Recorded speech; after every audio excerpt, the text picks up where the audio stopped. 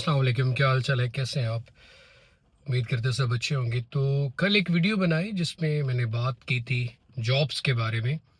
तो ये क्वेश्चन काफ़ी रेपिटेशन में था उन लोगों की तरफ से जो ऑलरेडी पीजीसी इस वक्त यूके में कर रहे हैं।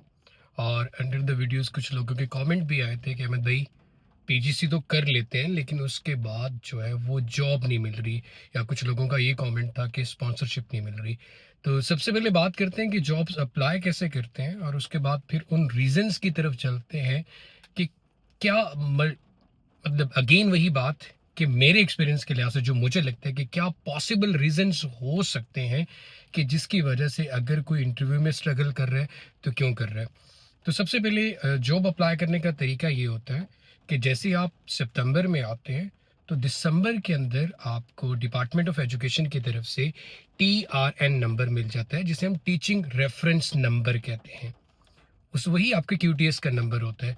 उस TRN नंबर के बिहाफ पे आप टेस्ट की वेबसाइट पे जाके अपनी प्रोफाइल बनाते हैं, अपनी पर्सनल स्टेटमेंट को दोबारा लिखते हैं, अपना रिज्यूमे दोबारा अपडेट करते हैं, कवर लेटर बनाते हैं और अपने नियर बाय स्कूल्स में जॉब्स अप्लाई करना शुरू कर देते हैं। आप ये कह लेंगे बड़ा गोल्डन पीरियड होता है जब आप इतना अर्ली जॉब स्टार्ट कर देते हैं। फिर जब जॉब्स के लिए इंटरव्यू कॉल आती है तो जो मैंने ऑब्जर्व किया या जिन लोगों से मेरी बात होती है, मोस्ट प्रोबेबली लोग जो ईमेल आती है एम्प्लॉयर की तरफ से कि इसको रीड करें कि इस क्लास में इतने बच्चे हैं, इस एबिलिटी के बच्चे हैं, ये ग्रेड की रेंज है, वो टोटली उस ईमेल को इग्नोर ही कर देते हैं। शायद ये हमारी आदत होती है कि इतनी लंबी ईमेल, किसी ने आपके लिए 10-15 मिनट इन्वेस्ट किए, एक ईमेल को ड्राफ्ट किया, लेकिन आप उसको ओवर रीड कर रहे हो, प्रॉपरली पढ़ नहीं रहे हो। तो सबसे इंपॉर्टेंट है उस ईमेल को समझें कि एम्प्लॉयर आपसे डिमांड क्या कर रहा है। तो मेरे एक्सपीरियंस के लिहाज से या जो मुझे लगता है या जो मैंने देखा है, सबसे इम्पोर्टेंट चीज़ होती है आपका लेसन। बाकी क्वेश्चंस के आंसर डेफिनेटली आपने प्रिपेयर करने। फॉर्मल इंटरव्यू का तरीका ये होता है कि स्कूल आपको बुलाता है, आपको क्लास का बताता है, आपको एज का बताता है बच्चों की, उनकी एबिलिटीज़ के बारे में बताता है। फिर पूरा एक दिन ऑलमोस्ट आप स्पेंड करते हो एक स्कूल के अंदर, जिसमें आपको स्कूल का विजिट करवाया जाता है।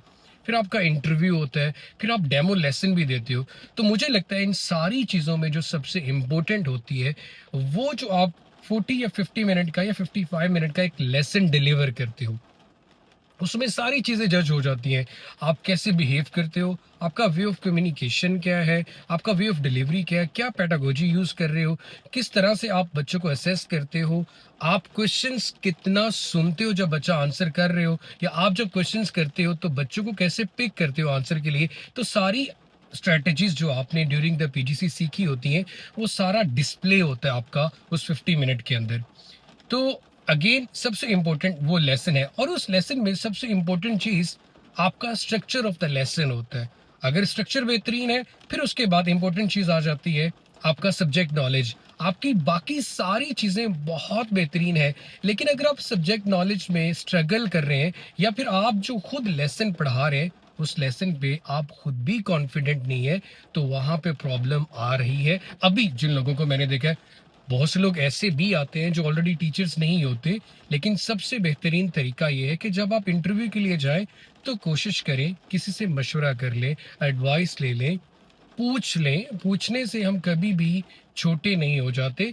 पूछ लें, ऑनलाइन वीडियोस देख लें, लेकिन ये मेक श्योर करें कि जो आपको टॉपिक मिला हुआ है आप उसके रेलिवेंट बोर्ड का लेसन प्रिपेयर करके गए, उस बोर्ड को अच्छे से देख के गए हैं कि इसकी स्पेसिफिकेशन क्या है, एग्जामिनर की क्या डिमांड है, पास पेपर में इससे रेलिवेंट किस तरह के क्वेश्चंस पूछे जाते हैं।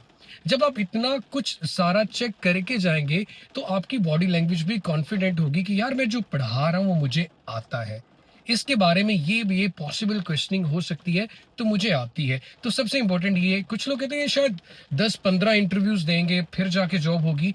आप हर इंटरव्यू हर इंटरव्यू जो आप देते हैं वो एक अपॉर्चुनिटी होती है।